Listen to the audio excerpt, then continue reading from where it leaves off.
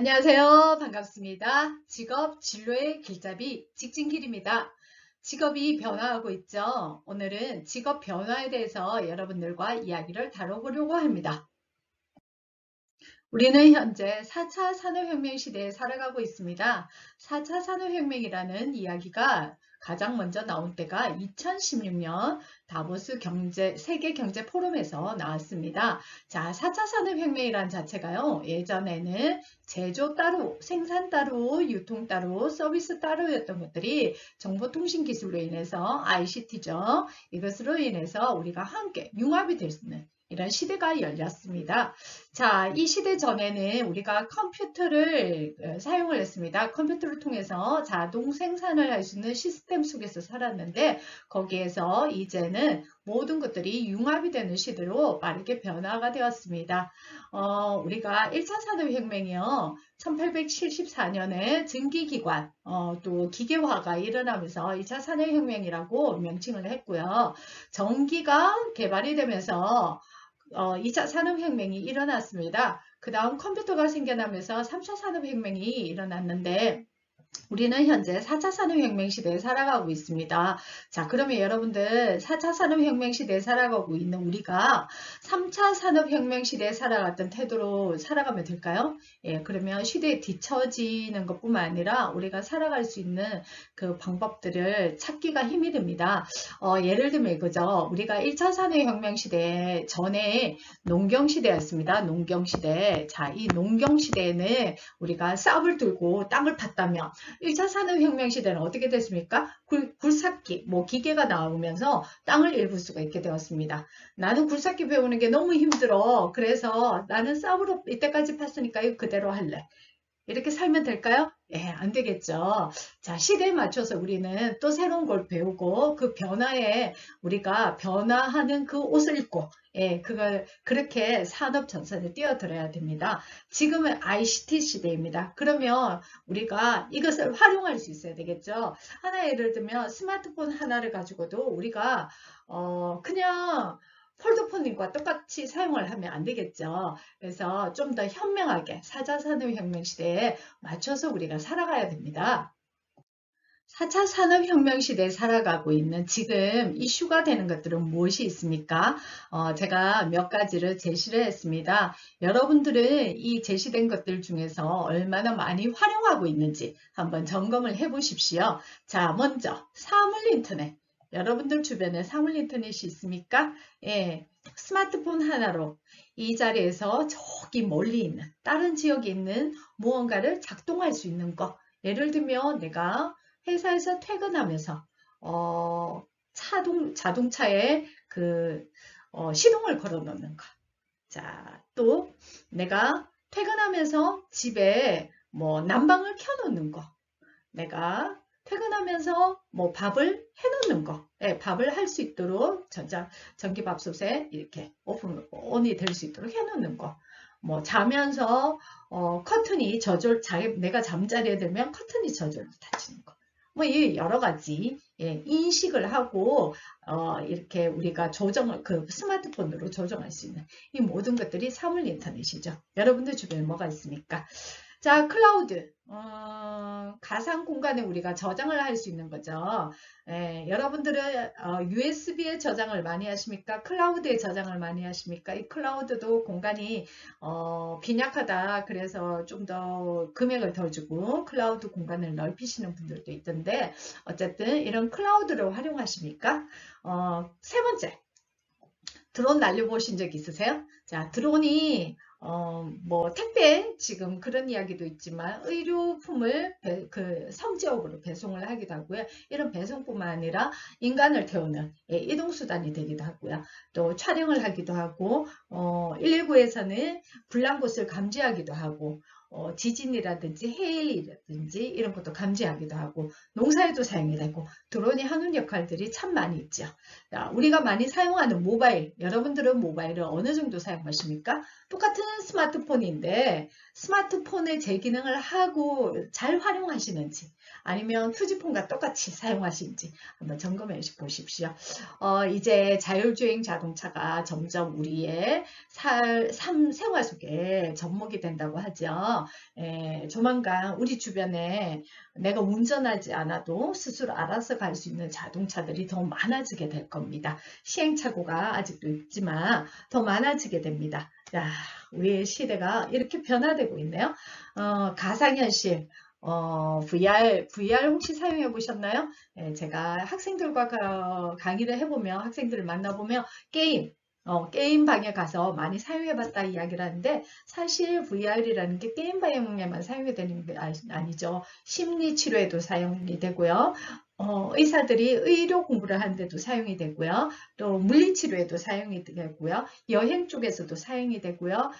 또 문화, 공연 쪽에서도 사용이 되고요. 여러 군데에서 사용이 많이 되고 있습니다. 자, 이런 가상현실도 엄청나게 발전을 하고 있습니다, 지금.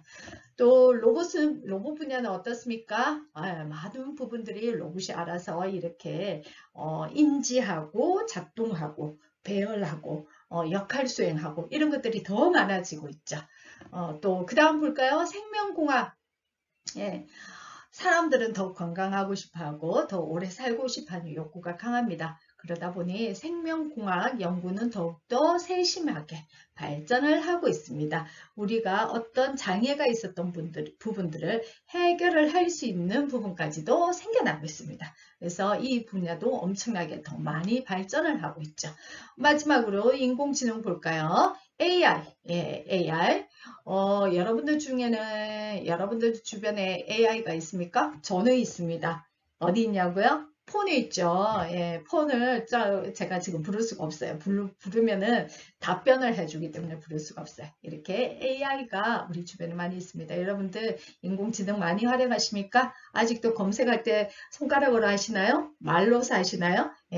자, 우리는 이렇게 4차 산업혁명 시대에 살아가고 있습니다. 이런 변화 속에서 우리는 직업을 결정해야 되고 진로를 결정해야 됩니다. 그렇기 때문에 여러분들 이런 변화된 추세들을 잘 감지를 하면서 세상이 어떻게 변화되어 가는지를 잘 감지하면서 결정을 하셔야 되겠죠. 쇠퇴되어 가고 사라지는 직업에 관심을 가지는 것이 아니라 발전하는 직업에 관심을 가져야 될 겁니다. 그래서 지금 현재 어떠한 직업을 가지고 있거나 또 현재 어떤 직업을 준비하기 위해서 어떤 학과나 그쪽 분야에 공부를 하고 있다. 그런 분들은 이 부분 4차 산업혁명과 관련된 이 부분과 어떻게 연계성을 두면서 발전을 해나갈 것인지를 진지하게 고민을 하셔야 됩니다. 그리고 지금은 세대에 따라서 변화가 엄청나게 빠르게 일어나고 있습니다. 자, 부모 세대에는 평균 평생 동안 4개에서 5개의 직업을 가진다고 합니다. 근데 지금 현재 20대, 10대 이런 분들 신인류 엄지 세대라고 불리는데요. 이 신인류 엄지 세대는 평균 19개의 직업을 가진답니다. 자, 평생 4개에서 5개의 직업을 가지는 것은 부모 세대였지만 지금 신인류 엄지 세대는요. 평균 19개라는 것은 무엇이냐면 동시에 19개 직업도 가질 수 있는 시대가 되었다는 것입니다. 자, 여러분들 19개 직업 무엇을 가지겠습니까? 돈으로 얘기를 하면 내 통장에 돈이 들어오는 곳이 19군데가 될 수 있는 시대가 열렸다는 겁니다. 예를 들어 요즘 어떻습니까? 저 같은 경우에도 강의를 하면서 대학에서 수업을 하면서 대학에서 주는 거.